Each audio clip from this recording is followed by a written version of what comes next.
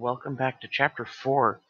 This chapter we are going to be looking at something called matrices. Matrices is plural for a matrix. We'll be being introduced to it, looking at operations, and then by the end of the chapter we're actually going to be using them to solve systems of equations, which is what we were doing last chapter. And when we get there, you'll be kind of mad that I made you go through all of last chapter, because it's really easy to solve systems of equations using matrices. So the very first topic is just what are they? We're going to look to see what is a matrix, and we're also going to look at some addition, subtraction, and scalar multiplication. And so there's a bit of vocab and a lot of stuff that will probably actually make a lot of sense, remarkably enough. And so let's take a look at this. Our learning targets today: I can use matrices to display mathematical and real-world data. And then I can find sums, differences, and scalar products of matrices. And so the first question is, what is a matrix? A matrix is a rectangular array of numbers enclosed in brackets, which probably does not help at all. So what does a matrix actually look like? It looks like something kind of like this. We have square brackets on the outsides, and then we just have numbers on the inside. It has to be perfectly rectangular. So here we have 3 rows, and we have 4 columns. Each space is filled with something. It might be a 0, but it is filled with something. Notice we can use positives and negatives, we can use decimals, we can use fractions. There's nothing we can't put in here. I could have put pi in here if I wanted to. And so that's what this is. It's a rectangular array. An array just means it's put out there. It's not being added or subtracted or anything. And then it's in brackets. And so we usually name them with a capital letter. Name this one A. And matrices can come from a lot of different places. We'll see later on that we can change systems of equations to a matrix. You can also just change a table into a matrix. You basically just pull the numbers out of the table. Like here's like the table, and you just put the brackets around it, and that's it. The placement is very, very important, because that's the only way we have of knowing what it goes with. You can't just rearrange them. It is important to put them in the right place. And so we have dimensions. The dimensions of a matrix, it's going to be the number of rows by the number of columns. So this one is going to be a 3 by 4 matrix. Entries.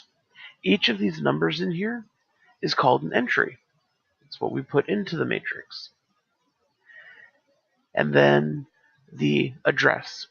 We can tell where something is by a little bit of notation, and that notation goes in the subscript.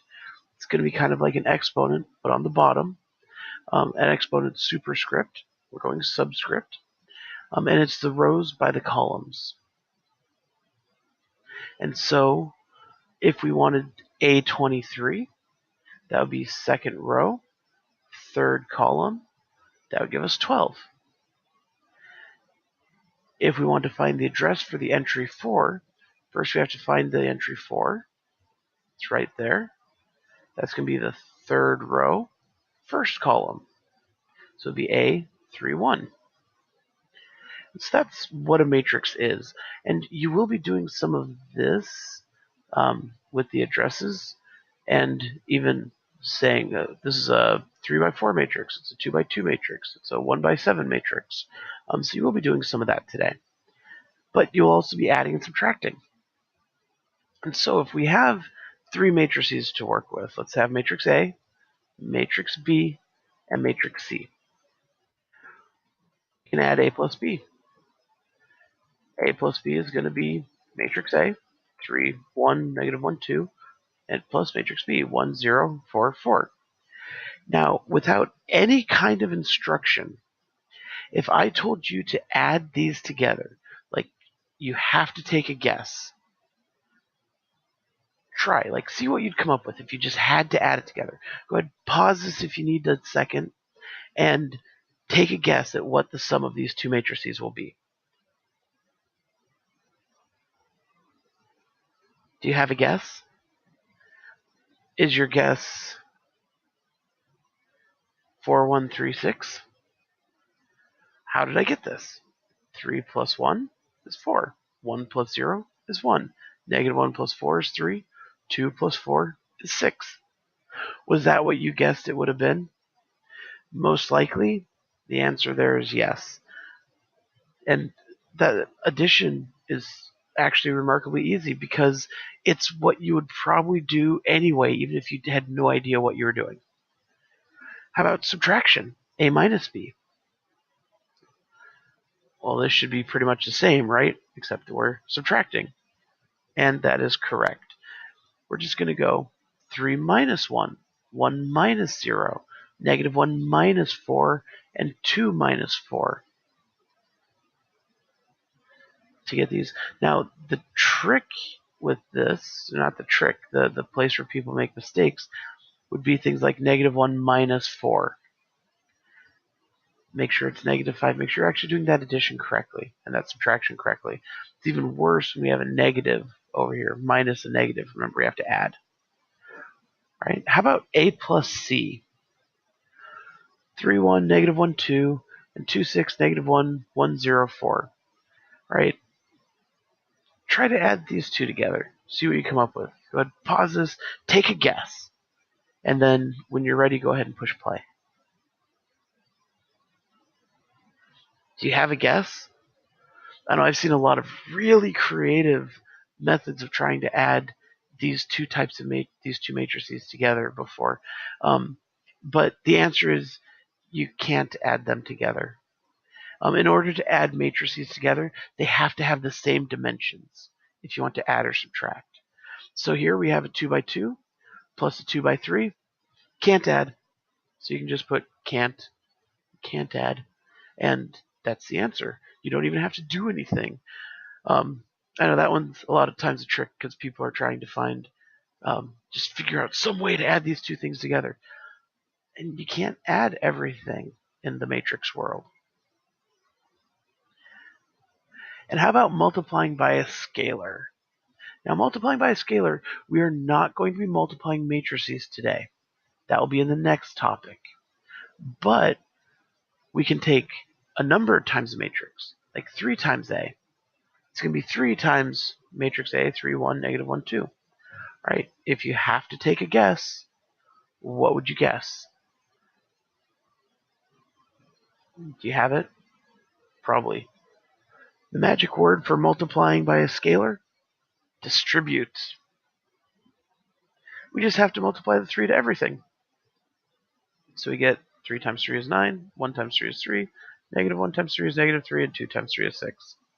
We multiply by a scalar. That's it. Now, does that work if we have not a square matrix? Like negative 2 times C? Sure it does. It doesn't matter what the size of the matrix is. You can always multiply by a scalar.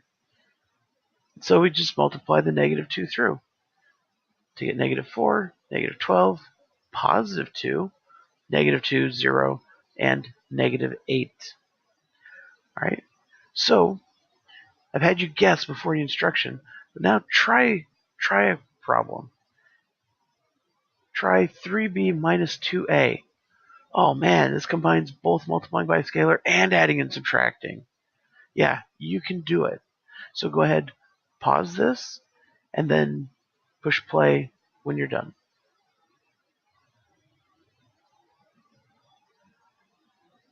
How was that? Think that was pretty easy? Let's check the answer real quick. So 3b and minus 2a, so let's plug in matrices b and a, and then multiply by our scalars. So 3 times matrix b and 2 times matrix a. And we could have multiplied through with a negative 2 and then added. That would be perfectly fine too. So we get those matrices and then subtract. 3 minus 6 is negative 3. 0 minus 2, negative 2. 12 minus negative 2 would be 12 plus 2, that's 14.